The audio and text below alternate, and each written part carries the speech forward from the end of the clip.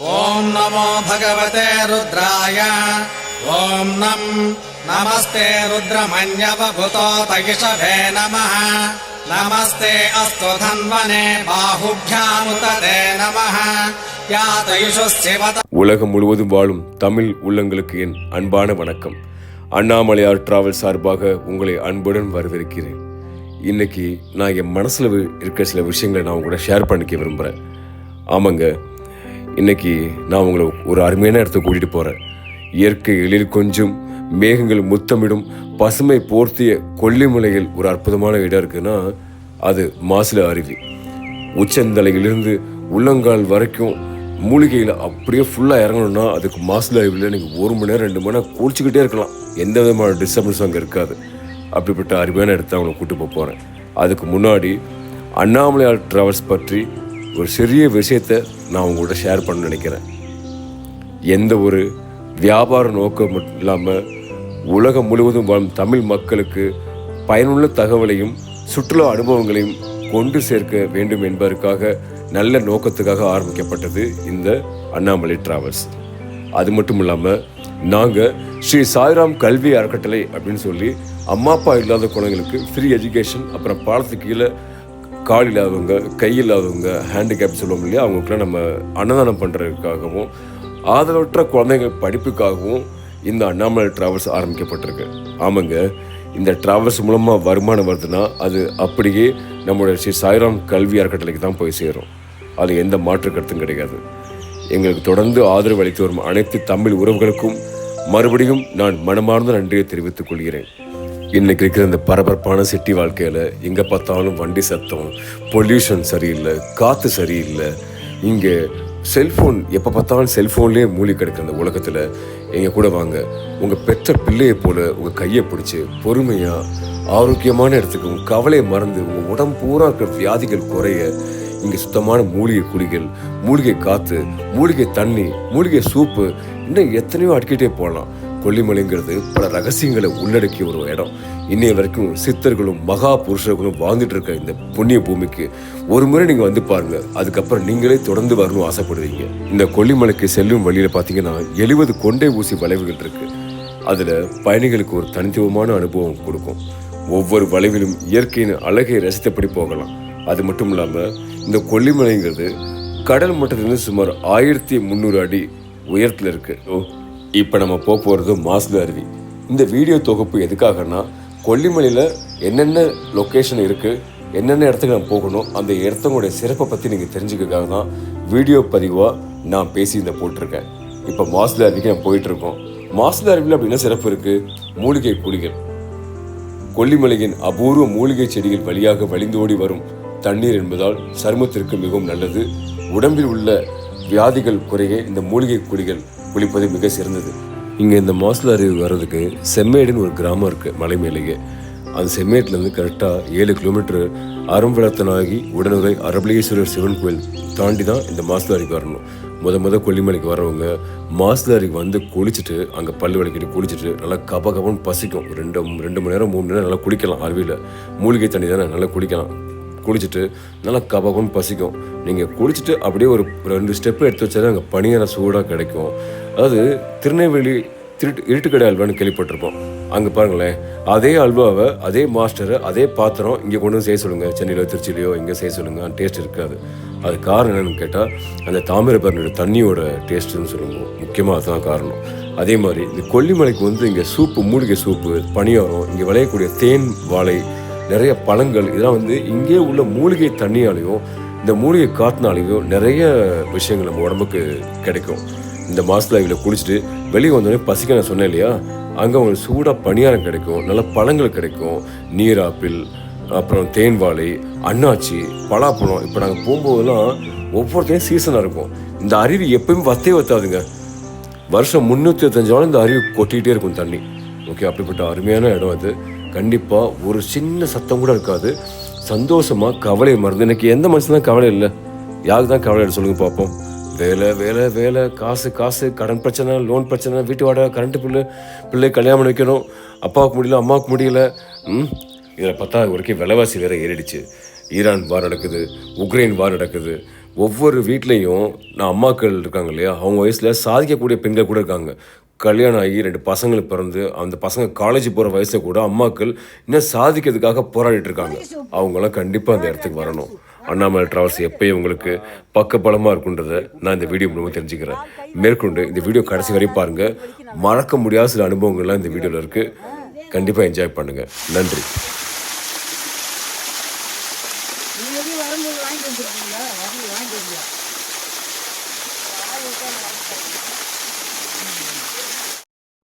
வணக்கம். நாங்கள் திருச்சியிலேருந்து வரோம். எங்களோட குருநாதர் பேர் குமாரலிங்க சுவாமிகள். நீங்கள் குருநாதரோட துதியை சொல்லிட்டு நாங்கள் கொல்லிமலை சிறப்பு ஆரம்பிக்கிறோம். ஓம் ஸ்ரீ கொல்லிமலையானையும் இரட்டை மலையானையும் துதிப்போருக்கு வல்வினை போம் துன்பம் போம் கொல்லிமலை நாடி வருவோருக்கு பில்லி சூனியம் ஏவல் ஒளிந்து மலைபோல் வாழும் தோங்கும் திரு பல்வரமும் கைகூடும் எங்கள் திரு கொல்லிமலையான் திருவடிகள் போற்றி போற்றி. ஓம் ஸ்ரீ கொல்லிமலை ஆளுநர் ஸ்ரீ மகாவரம் எடுத்த மாசி பிரணசுவாமி திருவடிகள் போற்றி. காமாட்சி அம்மன் திருவடிகள் போற்றி போற்றி. வணக்கங்க. நாங்கள் திருச்சியிலேருந்து வரோம். இதான் நம்ம ஃப்ரெண்ட்ஸ் எல்லாமே, எல்லாம் ஐயாவோட பிள்ளைகள். கொல்லிமலை சேவ் பண்ண அப்படின்னா 9 குன்று பொசந்த குன்று மாசி குன்றுன்னு சொல்லுவாங்க. அந்த 9வது குன்று பேர் மாசி, அதாவது மாசினா மகாசிவன் அப்படின்னு சொல்லுவாங்க. அதனால கொல்லிமலை மகாவாரம் எடுத்த பிரணசுவாமின்ற பேர் அவருக்கு இருக்குது.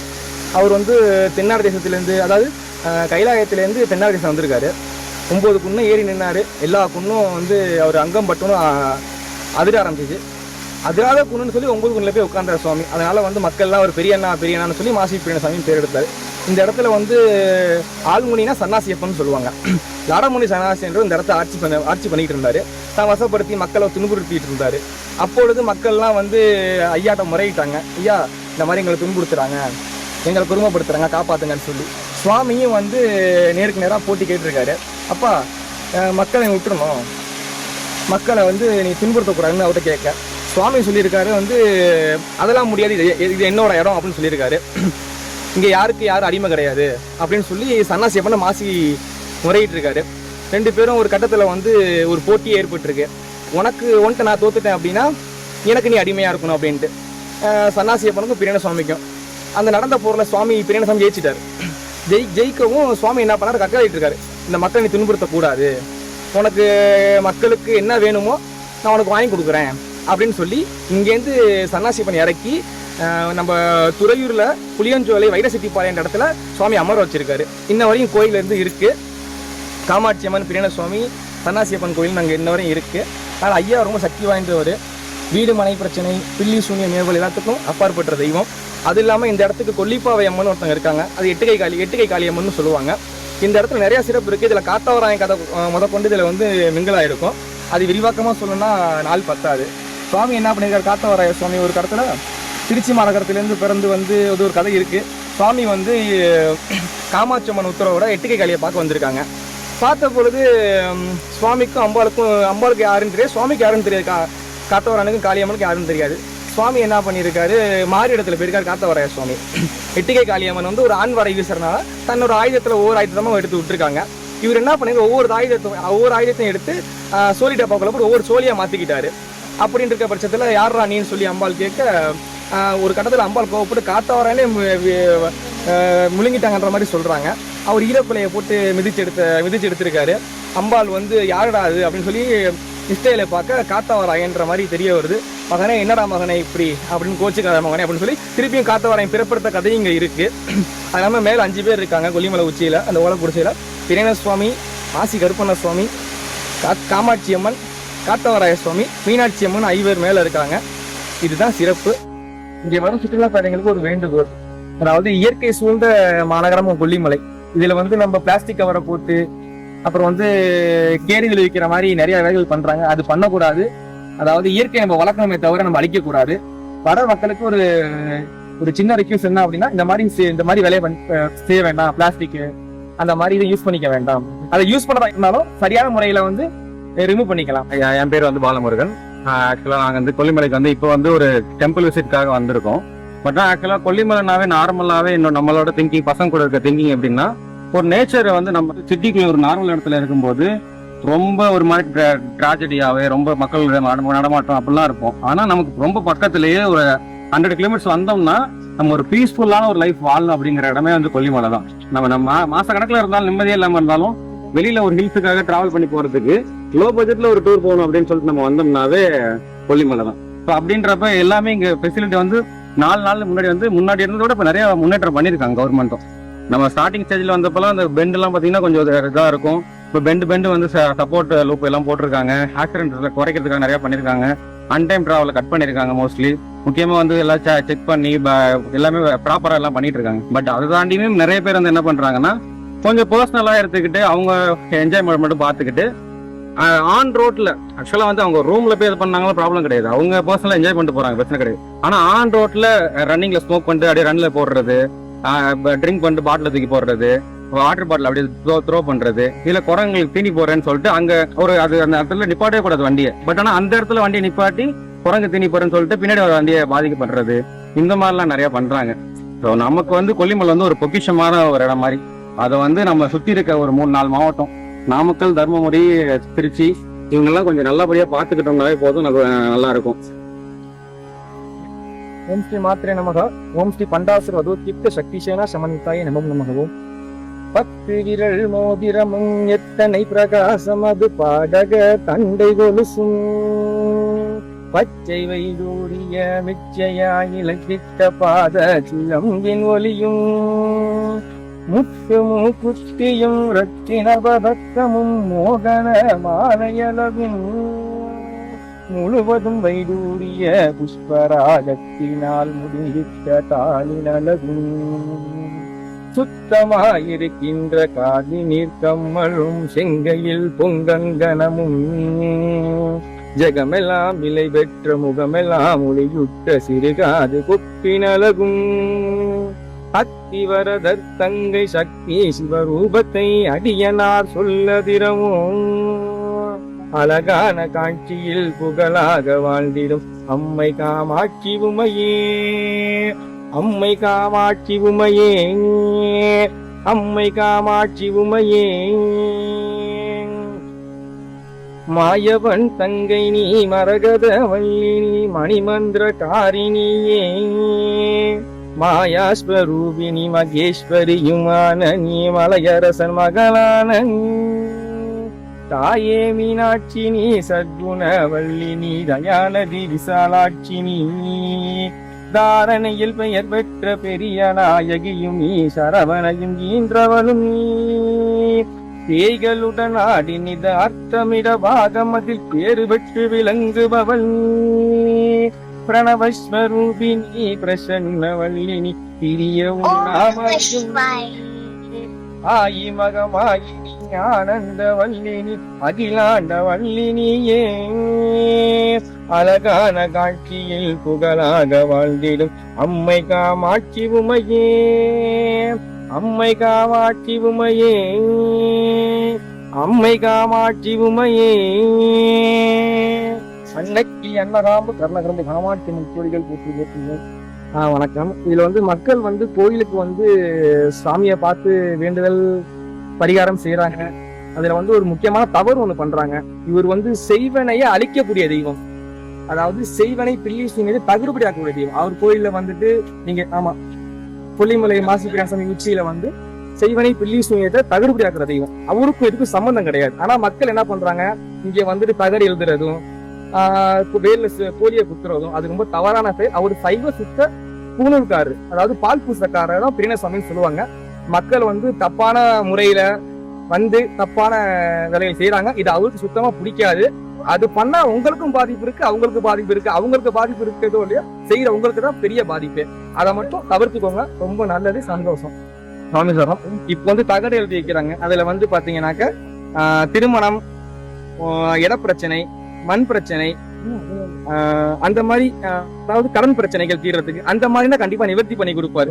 அடுத்தவன் அழியணும், இந்த மாதிரி தப்பான செயலை வந்து சுவாமியை எதிர்ப்பாரு. அதனால வந்து அதை எழுத வேண்டாம். நல்ல விஷயம் எழுதினா கண்டிப்பா அதை சுவாமி நல்ல வழியை காட்டுவாரு. அது இல்லாம வந்து குழந்தை பாக்கி இல்லாதவங்க மணி வச்சு கட்டுறதும் கண்டிப்பா வந்து சுவாமியை வந்து இதுல முக்கியமான விஷயம் என்ன அப்படின்னா, சுவாமிக்கு நல்லபடியா ஒரு விரதம் இருந்து நிறைஞ்ச பசும்பால் வந்து தண்ணி கிழக்காத பசும்பால் வந்து கொண்டு வந்து அபிஷேகம் பண்ணோம்னா குழந்தை பாக்கியம், கல்யாண தடை, கணவன் மனைவி பிரச்சனைகள், இடப்பிரச்சனைகள், மண் பிரச்சனை, மனப்பிரச்சனை, அத்தனை பிரச்சனை சுவாமி நிறைவேற்றி கொடுப்பார்.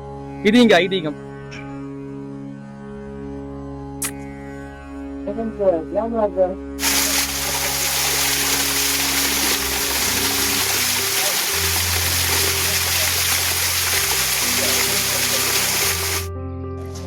ஆமாப்பா ஆமா. இந்த பாட்டி பாரு ஜெயலலிதா மாதிரி இருக்காங்க. ஆமா நாங்க செய்யற மாதிரி பல பல பல பல. பத்தியா இந்த பாட்டி பத்தியா உடம்பு இந்த வயசு ஆரோக்கியமா இருக்காங்க. உங்க பேர் என்ன? எங்க பேரை கேட்டு நீ என்ன செய்ய போற? ஏன் கேட்க கூடாதா? பேரன் கேட்க கூடாதா? பேரன் கேட்டா தங்கம்மா. உங்க பேருக்கு ஏற்ற மாதிரி தங்கமா இருக்கீங்க. இது உங்க அக்காவா? அதான் முகம் ஒரே மாதிரி இருக்கு. தங்கச்சி அந்த பாரு அவங்க எப்படி இருக்காங்க, மரத்து பக்கத்துல நிக்கிறாங்க அழகா.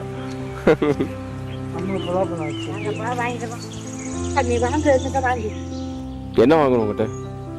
கட்கை பொடிக்கு வாங்கிக்க, மேல பெப்பருக்கு வாங்கிக்க, அப்புறம் அந்த கொட்டகம் நானான்றேன். தண்ணி பத்தியா தேன் வாழும் போது தேன் தண்ணி. பட்டம்மா உங்க பேர் என்ன? பொன்னம்மா. பொன்னம்மா. பொன்னாமா பொன்னாமா. அது அப்பா நல்லா இருக்குமா? நீங்க தாஜ் தண்ணி கொடுத்தீங்க. என்னப்பா பச்சை தண்ணி கொடுக்கறதுக்கெல்லாம் பரவாயில்லம்மா, அது கூட மனசு இல்லை இங்கே மூட மாட்டேங்க. பரவாயில்ல, நமக்கு எடுக்காம கொடுத்துச்சு பாட்டி. நல்லா இருக்காது. கிழங்கு இடிக்கணும், இடிச்சு அப்புறம் அதெல்லாம் எடுத்துட்டு அப்புறம் கருவேப்பில்லு, இஞ்சி, பூண்டு, வெங்காயம் இதெல்லாம் போட்டு செய்யணும். அப்பதான் நல்லா இருக்கும் சூப்பு. எந்த பதத்துல போடணும், எப்படி எடுக்கணும்? தண்ணி வச்சு எல்லாம் கொதிக்க வச்சு எடுத்து சாப்பிட்டா நல்லா தான் இருக்கும். கொதிச்சுட்டு எடுத்து சாப்பிட வேண்டியதான். ரசம் மாதிரி கொதிக்க விட கூடாதா? கொதிக்க வேணுமா? இல்ல கொதிச்சாதான் நல்லா டேஸ்ட் வரும். ரசம் மாதிரி கொதிச்சாதான் டேஸ்ட் கிடைக்கும். இது எவ்வளவு நாள் வச்சிருக்கலாம், வச்சு 2 நாளைக்கு வச்சு சாப்பிடலாம். படி வந்து 450. இது அரைப்படியா? ஒரு 1 கிலோவுக்கு மேல வருங்க. 1 லிட்டர் இல்ல கரெக்டா சொல்லுங்களேன். லிட்டர் ஏய் படியில எப்ப லிட்டர் வரும்? அது லிட்டரு. 1 லிட்டர் எவ்வளவு? 450. 450. 650 கிராம் வரும். மிளகு நல்லா இருக்கும். மொத்தமா வாங்கினா எவ்வளவு கொடுப்பீங்க? இது கொடவி. மொத்தமாக வாங்கினா இல்லை, கொடுக்குற ரேட்டை வந்து படியில் வாங்கின கிலோ வாங்கினா 800 ரூபா கொடுக்குறோம். படியில் வாங்கினா 150 கிராம் எக்ஸ்ட்ரா வரும், அதனால கொடுக்குறோம் 50 கிராமுக்கு. இது கடுகு அதில் வந்து 150 ரூபா ஒரு படி எடுத்துக்கிட்டேன்.